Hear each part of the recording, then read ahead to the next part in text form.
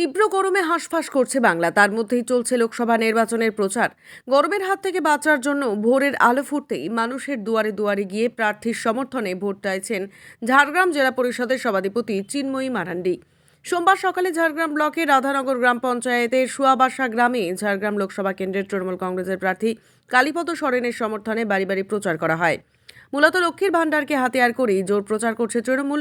লক্ষ্মীর ভাণ্ডার, খাদ্যসাথী, স্বাস্থ্যসাথী, কন্যাশ্রী সহ একাধিক প্রকল্পের কথা বারে বারে মানুষের কাছে তুলে ধরছেন সভাধিপতি। রাধানগর অঞ্চল তৃণমূল কংগ্রেসের পক্ষ থেকে এদিনের ভোট প্রচার কর্মসূচির আয়োজন করা হয়।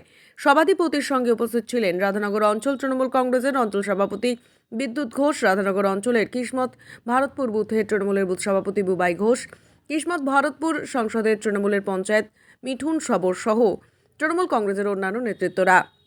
ঝাড়গ্রাম জেলা পরিষদের সভাধিপতি চিন্ময়ী মারান্ডি বলেন, তীব্র গরমের কারণে সকাল সকাল ভোট প্রচার করা হচ্ছে, কারণ সকলকেই বাড়িতে পাওয়া যাচ্ছে এবং প্রচার করতেও যথেষ্ট সুবিধা হচ্ছে। লক্ষ্মীর ভাণ্ডার, খাদ্যসাথী, স্বাস্থ্যসাথী সহ রাজ্য সরকারের একাধিক জনকল্যাণমূলক প্রকল্পগুলিকে সামনে রেখে বাড়ি বাড়ি প্রচার করা হচ্ছে। মানুষের ভালো সাড়া পাওয়া যাচ্ছে।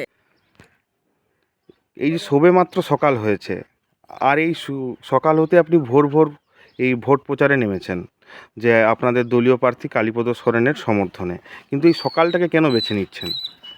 সকালে আসলে সকালটা এখন সবাইকে পাওয়া যাচ্ছে, এইটা মেন কথা। আর এই যে এখন তীব্র দাবদাহ চলছে আর প্রখর রোদ, সত্যিকারেই মানুষ কোথায় বেরোতে পারছেন।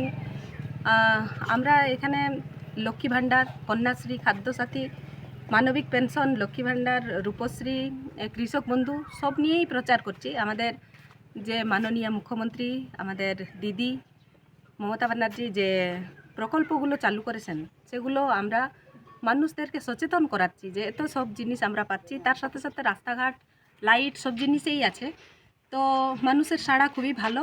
আর সকাল সকাল যেহেতু প্রচার করছি, আমরা সবাইকে পেয়েও যাচ্ছি।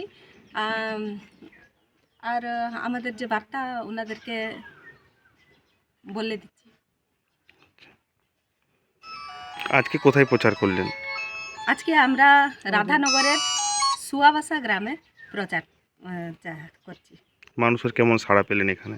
মানুষের সাড়া খুবই ভালো।